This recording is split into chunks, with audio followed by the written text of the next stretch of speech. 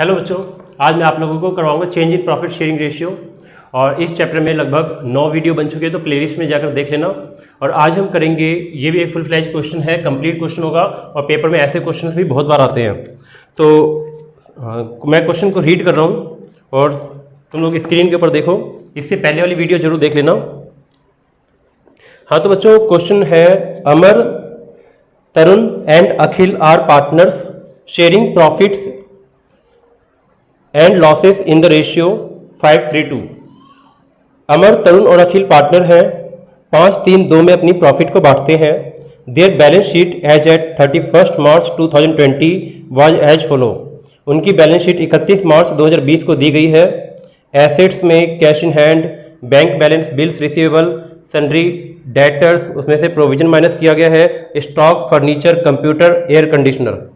Liability side में sundry creditor, salary payable, general reserve, profit and loss account credit side में liability है, मतलब ये क्रेडिट साइड में है, लायबिलिटी साइड में सॉरी, तो ये प्रॉफिट होता है और तीनों की कैपिटल दी गई है। आगे लिखा है, profit sharing ratio among the partners was agreed to be 2:2:1 with effect from 1 April 2020। उनकी प्रॉफिट की रेशियो 2:2:1 है और इन्होंने ये रेशियो कब से चेंज किया है? विद इफेक्ट फ्रॉम 1 अप्रैल 2020 से, 1 अप्रैल से इन्होंने रेशियो 2:2:1 कर ली। They agreed the following to the following, वो कुछ बातों पे एग्री करते हैं। पहला है, stock to be increase to 2,20,000, stock 2,20,000 का हो गया, उनका कहना है। Provision for doubtful debts to be reduce by 2,000, provision for doubtful debt 2,000 रुपये कम हो जाएगा। तो पहले प्रोविजन फॉर डाउटफुल डेट 10,000 का था, अब 2,000 ये कम हो जाएगा तो 8,000 बचेगा। आगे लिखा है, furniture to be reduce by 20%, furniture 20% कम हो जाएगा। आगे लिखा है, computers to be reduce to 2,70,000, computer 2,70,000 का हो गया। और goodwill of the firm is to valued at 1 lakh, और पूरे फर्म की गुडविल जो है वो 1 लाख रुपए की है। बच्चों यहाँ तक तो समझ में नहीं आया कि हाँ रिवोल्यूशन अकाउंट बनेगा या रिवोल्यूशन अकाउंट नहीं बनेगा। आगे पढ़ के देखते हैं क्या समझ में आता है। तुम्हें कैसे पता चलेगा? मैंने इसकी पहले वाली वीडियो जरूर देख लेना, क्योंकि इसमें मैंने बता रखा है कब रिवोल्यूशन बनता है कब नहीं बनता, यहाँ से पता चलेगा। तो आगे पढ़ते हैं कि इसमें रिवोल्यूशन बनाना है या सिर्फ एडजस्ट करना है, बताता हूँ मैं भी। लिखा, the partners decided to carry the assets and liability at their existing value. यहां से समझ में आ गया रिवोल्यूशन नहीं बनेगा। क्या लिखा है सुनो, the partners decided to carry the assets and liabilities at their existing value. Partners ने डिसाइड किया कि हम एसेट्स और लायबिलिटी को बैलेंस शीट में एग्जिस्टिंग वैल्यू पे रिकॉर्ड करेंगे। एग्जिस्टिंग वैल्यू का मतलब होता है ओल्ड वैल्यू, ओल्ड वैल्यू पे रिकॉर्ड करेंगे, मतलब जो पुरानी बैलेंस शीट थी वही बैलेंस शीट बनेगी। ठीक है, यानी कि एसेट्स को और लायबिलिटी को न्यू वैल्यू पे रिकॉर्ड नहीं करना। बच्चों, जब एसेट्स और लायबिलिटी को न्यू वैल्यू पे रिकॉर्ड करना होता है तब रिवोल्यूशन अकाउंट बनता है, लेकिन यहाँ पे साफ साफ बोल दिया कि the partners decided to carry the assets and liability at their existing value. इन्होंने कहा कि पार्टनर्स ने डिसाइड किया कि एसेट्स और लायबिलिटी को एग्जिस्टिंग वैल्यू पे रिकॉर्ड करेंगे, मतलब जो वैल्यू पहले थी वही वैल्यू रिकॉर्ड करेंगे, न्यू वैल्यू पे रिकॉर्ड नहीं करेंगे। तो मतलब रिवोल्यूशन अकाउंट नहीं बनेगा। बात बच्चों एक बार फिर से बताता हूँ, याद करो थोड़ा सा। अगर न्यू वैल्यू रिकॉर्ड करना है तो रिवोल्यूशन अकाउंट बनता है बैलेंस शीट में, और जब न्यू वैल्यू रिकॉर्ड नहीं करना तो रिवोल्यूशन अकाउंट नहीं बनता, एक टेबल बनता है, दिखाऊंगा अभी।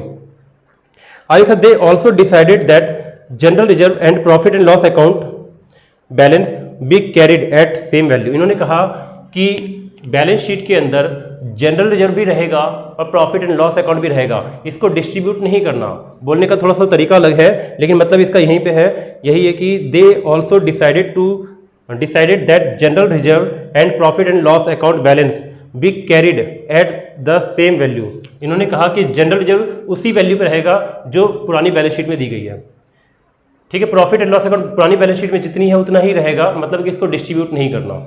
अगर हम जनरल रिजर्व को डिस्ट्रीब्यूट नहीं करेंगे और प्रॉफिट एंड लॉस अकाउंट को डिस्ट्रीब्यूट नहीं करेंगे तो इसके लिए हम एक एंट्री पास करेंगे, एडजस्टिंग एंट्री, गेनिंग सैक्रिफाइसिंग में पास होती है। ठीक है, पास द, आगे लिखा है, pass an adjustment entry giving effect to the above arrangement and prepare balance sheet after adjustment. और सारी एडजस्टमेंट करने के बाद बैलेंस शीट बनानी है। बच्चों समझते थोड़ा सा ध्यान दो। इस क्वेश्चन में हमें रिवोल्यूशन अकाउंट नहीं बनाना, बैलेंस शीट में ओल्ड वैल्यू ही रिकॉर्ड करनी है। जब बैलेंस शीट में ओल्ड वैल्यू रिकॉर्ड करनी होती है तो हम एक एडजस्टमेंट एंट्री पास करते हैं। एडजस्टमेंट एंट्री गेनिंग और सैक्रिफाइसिंग में होती है। दूसरी चीज़ इन्होंने कहा जनरल रिजर्व को भी नहीं बांटना और प्रॉफिट एंड लॉस अकाउंट को भी नहीं बांटना, मतलब इसकी भी एक एडजस्टमेंट एंट्री होगी गेनिंग और सैक्रिफाइसिंग में। जिस चीज़ को नहीं बांटना उसकी एंट्री होती है गेनिंग और सैक्रिफाइसिंग रेशियो में, और गुडविल हमेशा गेनिंग और सैक्रिफाइसिंग में ही बढ़ती है। तो ठीक है, मैंने यहाँ पे देखो फॉर्मेट पहले बना रखा है और मैंने एक छोटी सी कैलकुलेशन यहाँ पे गेनिंग सैक्रिफाइसिंग रेशियो निकाल रखी है ताकि टाइम ज़्यादा वेस्ट ना हो, वीडियो ज़्यादा लंबी ना हो। हाँ, तो कैलकुलेशन ऑफ नेट इफेक्ट निकालेंगे रिवोल्यूशन का कि नेट इफेक्ट क्या निकल रहा है। तो बच्चों नेट इफेक्ट निकालने के लिए हमें कंपेयर करना पड़ेगा बैलेंस शीट के फिगर्स को और एडजस्टमेंट के फिगर को। एडजस्टमेंट नंबर 1 में लिखा है stock to be increase to 2,20,000। Stock 2,20,000 का हो गया। बैलेंस शीट में देखो स्टॉक कितने का है, 2 लाख रुपए का। स्टॉक 20,000 बढ़ गया, तो यहां लिखेंगे increase in value of stock 20,000 का स्टॉक बढ़ गया। आगे लिखा है provision for doubtful debts to be reduce by 2,000। Provision for doubtful debt 2,000 रुपये कम हो गया। तो बच्चों प्रोविजन फॉर डाउटफुल डेट एक लायबिलिटी होती है। अगर ये 2,000 रुपये कम हो गई तो हमारी लायबिलिटी कम हो गई, और लायबिलिटी कम होगी तो फायदा होगा। तो यहाँ पे ये फायदा है, ये भी ऐड होगा।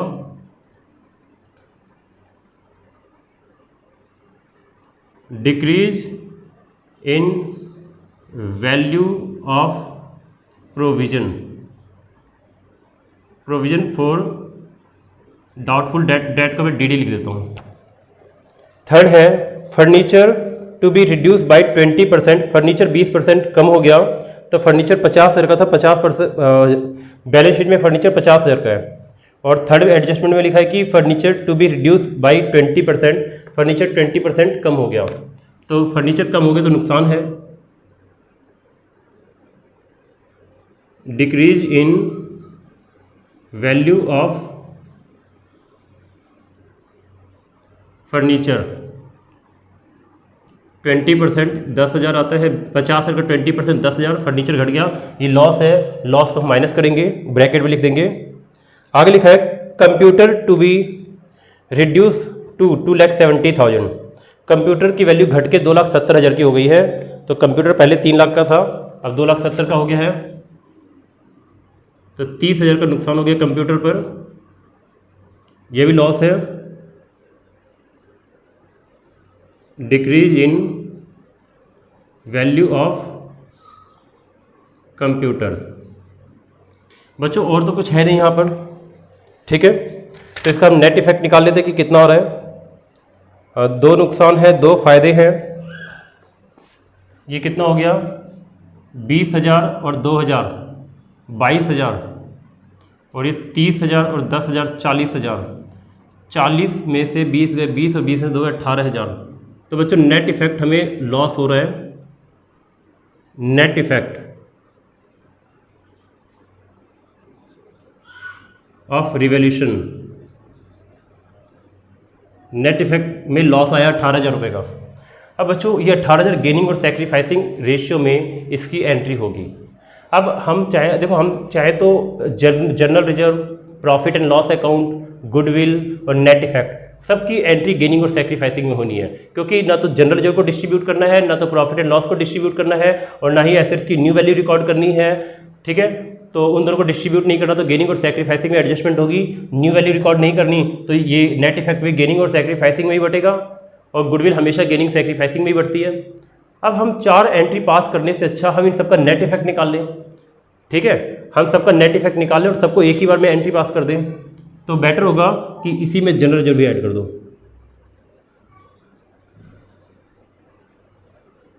इसी में प्रॉफिट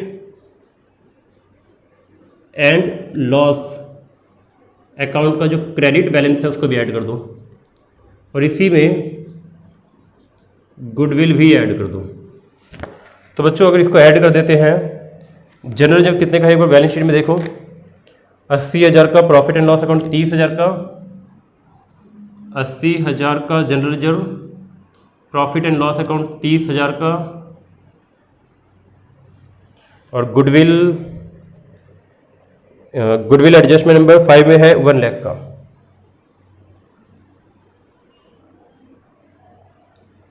तो बच्चों 1,80,000 और 30,000, 2,10,000, 2,10,000 में से 18,000 घटा देते हैं तो ये 1,92,000 आ रहे हैं।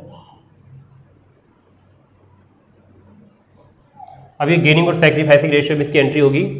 अब गेनिंग और सैक्रिफाइसिंग रेशियो में इसकी एंट्री होगी, ये बात तो हमें पता है। अब क्या करेंगे, गेनिंग और सैक्रिफाइसिंग रेशियो निकालनी पड़ेगी। बच्चों टाइम ज़्यादा वेस्ट ना हो इसलिए मैंने पहले से निकाल रखा है। Calculation of gaining and sacrificing share कैसे निकालेंगे। ओल्ड प्रॉफिट शेयर अमर का, तरुण का और अखिल का दे रखा है 5/10, 3/10, 2/10 और न्यू प्रॉफिट शेयर दे रखा है 2/5, 1/5, 2/5, 2/5 और 1/5। तो 5/10 में से 2/5 माइनस करें तो 1/10 आएगा। माइनस तो करना सबको आता है, सब खुद ही कर लेना माइनस, ठीक है। मैंने शॉर्टकट यूज़ कर लिया थोड़ा सा। 3/10 में से 2/5 हो जाएगा तो माइनस का 1/10 आएगा और 2/10 में से 1/5 जाएगा तो नील हो जाएगा। तो बच्चों इसका तो 1/10 पॉजिटिव है, इसका नेगेटिव है, तो ये हो गया सेक्रीफाइस, ये हो गया गेन, ठीक है। और इसका नील आया मतलब ना ही गेन हुआ ना ही सेक्रीफाइस हुआ। अब यहाँ पर हमें एक एडजस्टमेंट एंट्री पास करनी है।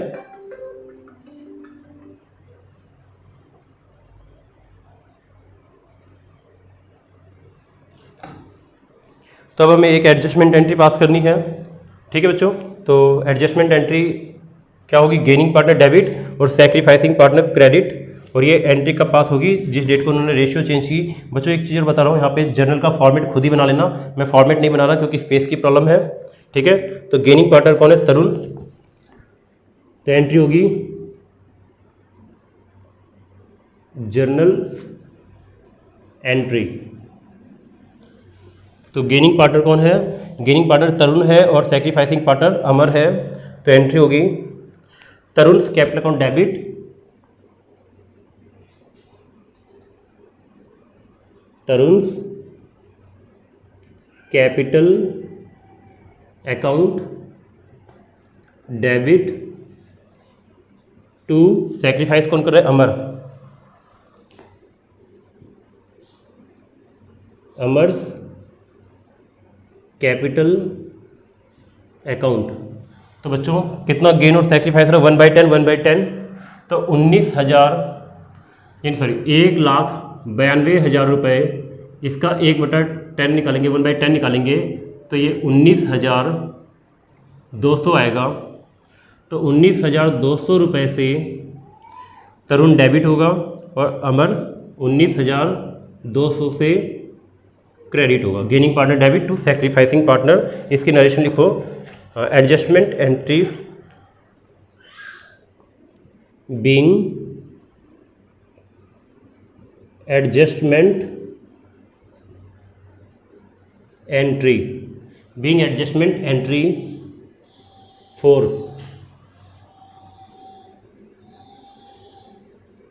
Revaluation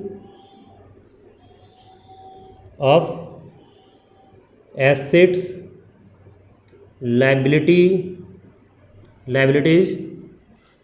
general reserve, profit and loss account and goodwill made। तो बच्चों ये मैंने कर दिया, एक बार चेक कर लूँ, दिख रहा है पूरा, हाँ ठीक है पूरा दिख रहा है। हाँ तो बच्चों अब हमें क्या करना है, पार्टनर्स कैपिटल अकाउंट बना लेना है। ये एडजस्टमेंट एंट्री हो गई, तो पार्टनर्स कैपिटल अकाउंट बनाते हैं। पार्टनर्स कैपिटल अकाउंट में सबसे पहले आएगा by balance BD, by balance BD. Balance BD में 3 लाख इसकी कैपिटल है,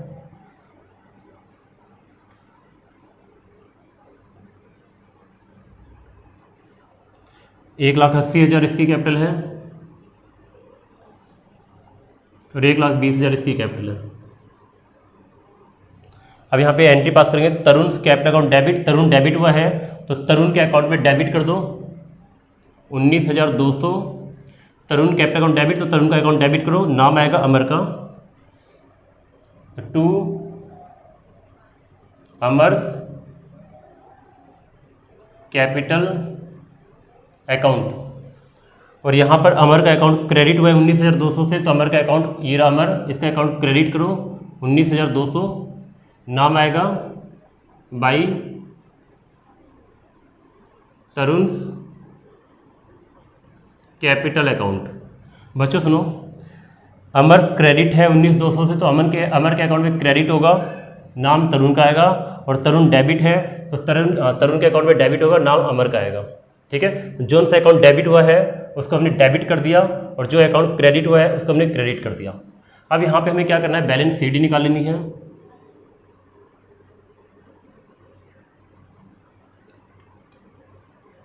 इसका टोटल है 3,19,200, इसका 1,80,000 टोटल है, इसका टोटल 1,20,000 है, तो हमने सबका टोटल लिख दिया। ठीक है, अब बैलेंस सीडी निकालेंगे। टू बैलेंस सीडी 3,19,200, तो 3,19,200 ही आएगा। तरुण का 1,80,000 है, 1,80,000 में से 19,200 माइनस कर देते हैं, तो 1,60,800 आएगा, 1,60,800, और 1,20,000 है, इधर कुछ नहीं है तो यहाँ 1,20,000 ही आएगा।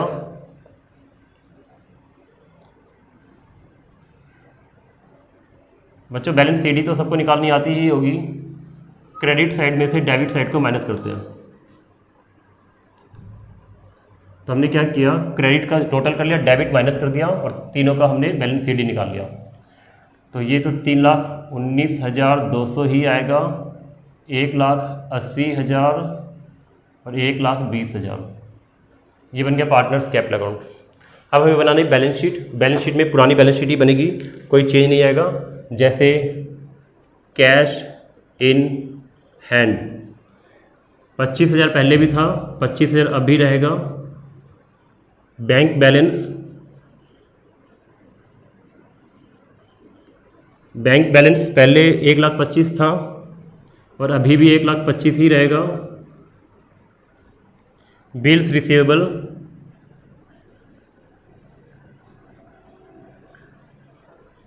बिल्स रिसीवेबल पहले 10,000 रुपये का था, अभी भी 10,000 ही रहेगा। सन्ड्री डेटर्स,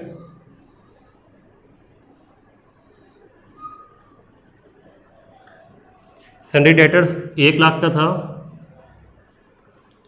इसमें क्वेश्चन में लिखा है प्रोविजन फॉर डाउटफुल डेट, 10,000 रुपये का है, माइनस कर देंगे,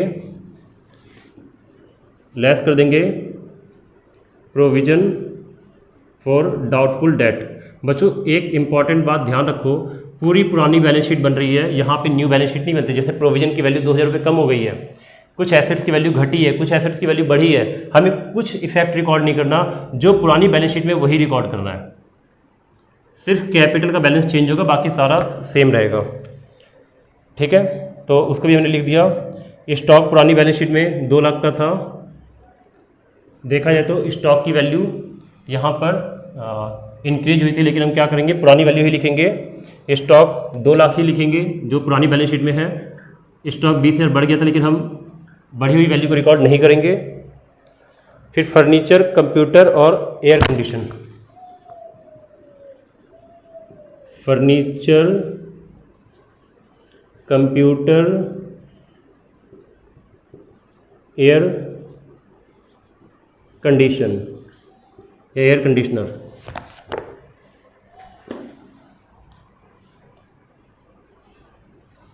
तो बच्चों फर्नीचर कितने का है, 50,000 का, कंप्यूटर 3,00,000 का, 1 मिनट, कंप्यूटर 3,00,000 का, एयर कंडीशन 1,00,000 का। बच्चों 1 मिनट,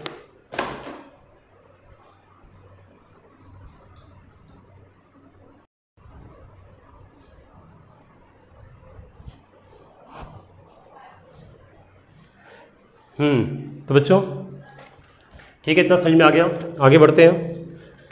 ठीक है, बैलेंस शीट में देख रहे थे सब हमने रिकॉर्ड कर लिए। 1 2 3 4 5 6 7 8 आइटम है, 2 4 6 8 आइटम पूरे रिकॉर्ड हो गए हैं। अब यहाँ पे सन्ड्री क्रेडिटर्स देखा जाए तो क्रेडिटर्स की वैल्यू नहीं, क्रेडिटर की वैल्यू पे कोई शायद फ़र्क नहीं पड़ा था, ठीक है। तो लेकिन हमें फ़र्क पड़े ना पड़े उससे कोई फ़र्क नहीं पड़ता। सन्ड्री हमें ओल्ड वैल्यू ही रिकॉर्ड करनी है। सन्ड्री क्रेडिटर्स ये 1,60,000 था, 1,60,000 ही रहेगा। सैलरी पेबल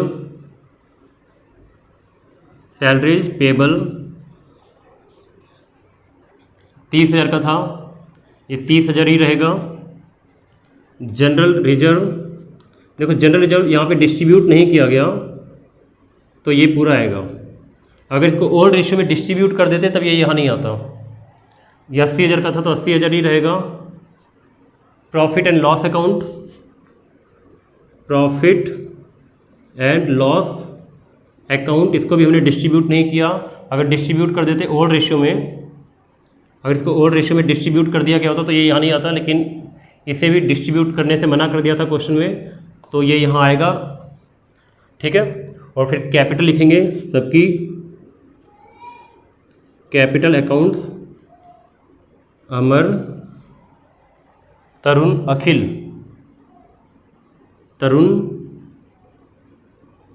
अखिल 3,19,200, 3,19,200, 1,60,800, 1,20,000,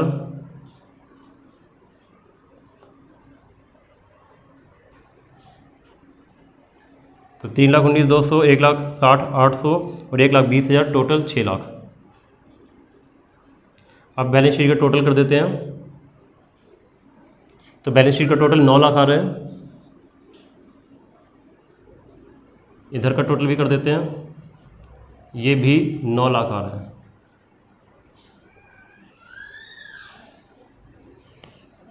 तो बच्चों ये हो गया क्वेश्चन कंप्लीट। अगर तुम्हारे कोई डाउट हो तो तुम लोग मेरे से कमेंट में पूछ लेना, ठीक है। ठीक है, अगर कोई डाउट रहते हैं तुम लोगों के तो मेरे से कमेंट में पूछ लेना। ये क्वेश्चन टोटली फिनिश हो चुका है। तो आज के लिए सिर्फ इतना ही, बाकी हम नेक्स्ट में करते हैं।